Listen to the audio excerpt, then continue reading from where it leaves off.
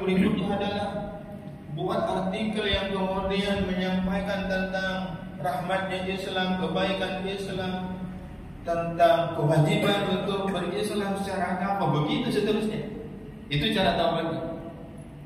Dengan itu mudah-mudahan berimbang, ya, berimbang. Nah susahnya kalau udah meninggal dunia kan,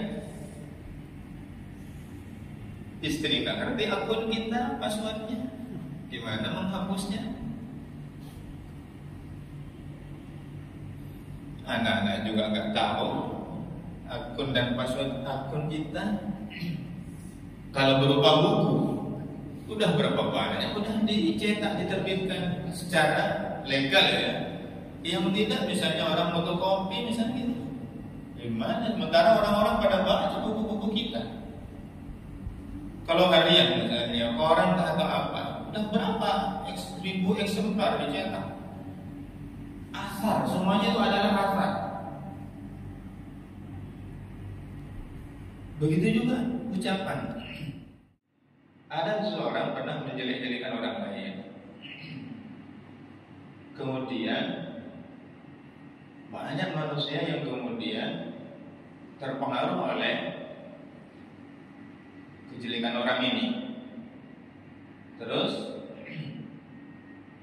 orang itu bertaubat, lalu minta maaf kepada orang yang dijelekkan. Kata dia apa? Ya, saya insya Allah sudah memaafkan. Tapi coba aja ya kamu pulang, bawa sulah ini, sulah yang terbuat dari bulu ayam. Bawa pulang, perodolin satu-satu dari perjalanan dari rumahku ini ke rumahmu. Lalu kemudian setelah sampai rumahmu, kamu balik lagi jalan ke sini, pungutin itu bulu-bulu sudah tadi dilaksanakan. Ditanya sama orang, gimana? Terkumpul semua? Nggak bisa terkumpul. Artinya apa? Omongan yang sudah keluar dari kita, tulisan yang sudah keluar dari kita, postingan yang sudah kita buat, lalu kemudian kita mau mengklarifikasinya kepada siapa omongan ini kemudian didengar oleh orang. Adakah mau datangin kita satu-satu untuk mengklarifikasi? Karena susah.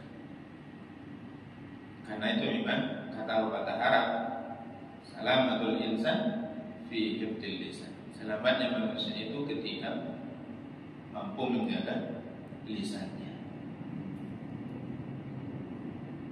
Al-yawma nahtimu ala afwahihim wa tukallimuna aydihim wa tashhadu arjuluhum bima kanu yaksibun. Nanti pada hari kiamat, al-yawm, pada hari ini, hari kiamat kata Allah, nahtimu ala afwahihim, ditutup rapat mulut mereka. Wa tukallimuna aydihim, yang menjawab tangan-tangan manusia, tangan-tangan kita, tangan-tangan mereka kata Allah.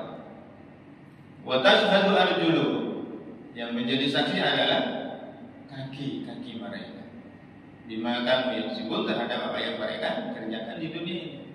Nanti lisan kita ini ditutup, dilakban, dikunci oleh Allah.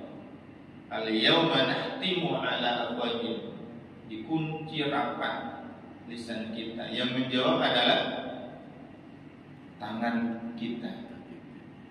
Tangan kita yang mengoperasikan. Ini kamera, tangan kita yang membantu penyiapan, tangan kita yang datang ke masjid ini, kaki kita yang menjadi saksi untuk melangkah ke masjid ini, tangan kita yang telah menulis apa yang kita tulis, itulah yang akan berbicara nanti di hadapan Allah Subhanahu wa Ta'ala. Itulah pelajaran dari Ramadan kemarin. Ketika di Ramadan kemarin kita selalu merasa diawasi oleh Allah, selalu merasa bersama dengan Allah. Kita tidak berani mengatakan perkataan yang keji lantaran apa? sadar sesadar-sadarnya perkataan yang kotor, keji atau tiada berguna ini akan mengurangi nilai puasa kita. Kan gitu. Maka pasca Ramadan ini mestinya kita lebih mampu daripada menahan diri dari hal-hal yang haram. Begitu juga pada saat Ramadan kemarin kita mampu menahan diri dari hal yang halal, minuman, makanan yang ada di rumah kita, di dapur kita itu, padahal itu halal, kita mampu menahan diri. Mestinya pasca Ramadan ini kita juga mampu dari hal-hal yang haram, apalagi mengajak orang lain pada kesesatan. Nah, ini buah daripada Ramadan menjadi bekal panduan bagi kita di 11 bulan berikutnya. Karena itu sebagian ustaz mengatakan bahwa indikator keberhasilan Ramadan kita itu adalah dilihat pada pasca Ramadan kan gitu ya. Nah, jadi jemaah yang dimuliakan Allah, demikian ya, insyaallah cara bertaubatnya ketika misalnya ada hal-hal yang dulu pernah kita menyampaikan kepada orang lain, melakukan sesuatu yang itu menjadi asar bagi kita, asarnya ditarik. Sebisa mungkin kalau misalnya bisa ditarik, kalau bisa diklarifikasi, klarifikasi. Kalau bisa dihapus, dihapus. Kalau bisa memang dihapus sama sekali misalnya, udah berhenti. Kalau kalian tidak berhenti, aku yang dosa. Kenapa? Aku yang mulai kemarin. Berhenti. Tapi kalau kebaikan, alhamdulillah. Lanjutkan caranya. Walaupun ayah meninggal dunia, pokoknya enggak boleh berhenti ini, harus diteruskan ini. Gimana caramu? Harus melanjutkan kegiatan baik ini supaya jadi amal soleh pahala bagi kita. Hadirin jamaah yang dimuliakan Allah Subhanahu wa taala, terakhir kita berlindung kepada Allah Subhanahu wa taala dari orang-orang di sekitar kita yang akan menyesatkan kita. Ya, berlindung kepada Allah dari pemimpin yang pemimpin itu mengajak kepada kesesatan, menjauh daripada Allah Subhanahu wa taala. Kita mohon kepada Allah memimpin orang-orang yang menunjukkan kepada kita ketaatan kepada Allah Subhanahu wa taala. Kalau tidak ada lagi, saya tutup. Dan Allah yang menyayangi, ya.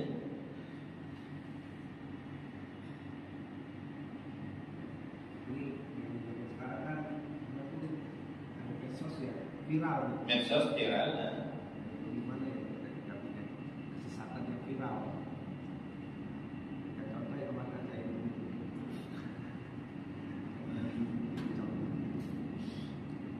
Iya. Lakukan apa yang mampu kita lakukan. Misalnya istri kita nanya, Mas, kenapa bisa begini? Gimana ini? Boleh apa sebenarnya? Ya kita sampaikan kepada istri, ya tidak boleh. Setahu saya dalam fikih Islam tidak ada lah yang seperti ini. Anak juga begitu, tetangga, saudara. Pokoknya apa yang bisa kita lakukan, lakukan. Kalau misalnya kita juga menjadi orang yang penggemar di medsos juga, apa yang bisa kita lakukan di sana? Diklarifikasi, dipanter, atau disampaikan yang mestinya yang seperti apa? Seperti itu. Ya. Karena itu memang yang namanya al-haq dan batil pasti akan berbenturan. Maka ketika ada kesesatan, berarti kita harus terus memacu memviralkan sesuatu yang benar. Karena itu teman-teman yang pintar dalam hal ini, yang IT itu, viralkan hal-hal yang baik. Jangan kemudian yang buruk yang viral gitu ya. Dan kita tidak usah memposting sesuatu yang buruk itu justru ikut memviralkan ya. Kita dapat, oh kita share, orang lain share lagi gitu. Nah, justru itu membuat viral. Janganlah apa yang kita terima itu dari orang lain, lalu kemudian kita share lagi kepada orang lain, justru itu membuat viral. Jangan sampai. Saya biasa begitu ketika misalnya saya ada di dalam beberapa grup ya. Ya banyaklah, ada komunitas, ada sekolah, ada ya masyarakat gitu. Kadang dapat aja di dalam grup itu postingan-postingan seperti ini. Cuma kita diemin atau saya sikapin gitu. Ya sudah, nggak usah diposting lagi ya, cukup di sini gitu.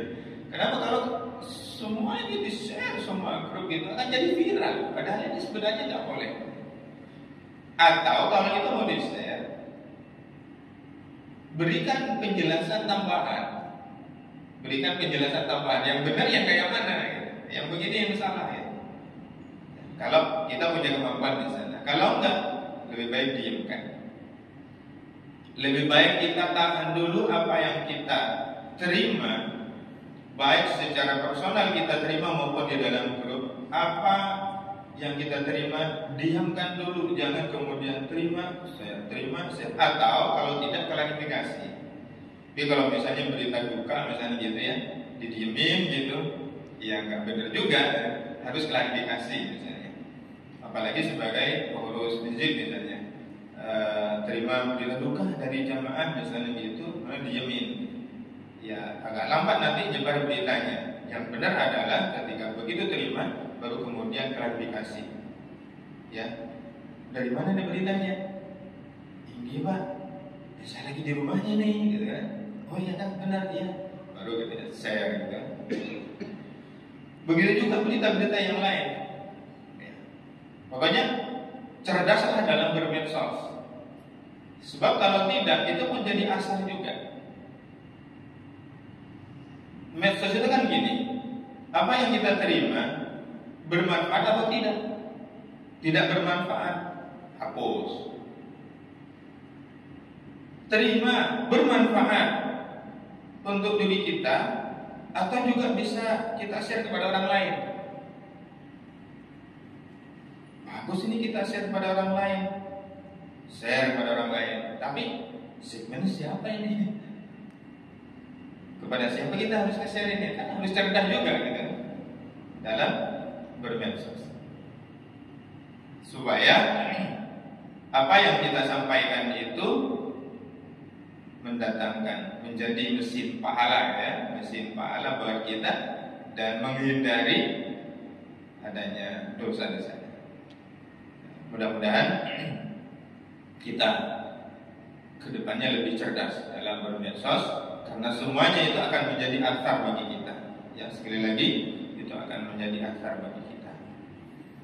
Ya, apa yang kita share, saya jarang-jarang posting sesuatu. Palingan status WA itu ketika misalnya ada poster kajian, gitu, share kajian saya di mana, saya share. Gitu aja sih sebenarnya. Berita-berita yang datang itu kadang-kadang saya diemin aja, nggak terlalu banyak share. Jadwal kajian, share, hanya seperti itu. Oke gitu.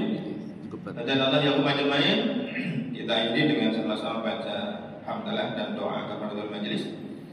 Alhamdulillahirabbil alamin, subhanakallahumma wa bihamdika, asyhadu an la ilaha illa anta, astaghfiruka wa atubu ilaik. Wassalamualaikum warahmatullahi wabarakatuh.